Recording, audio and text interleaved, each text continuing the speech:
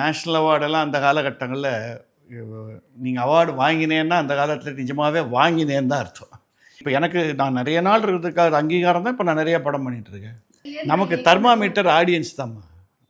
அவன் ஒத்துக்கிட்டா நீங்கள் பண்ண போகிறீங்க. நடுவில் நான் ப்ராபப்ளி சரியான ரோல்ஸ் சூஸ் பண்ணாமல் இருந்திருப்பேன்.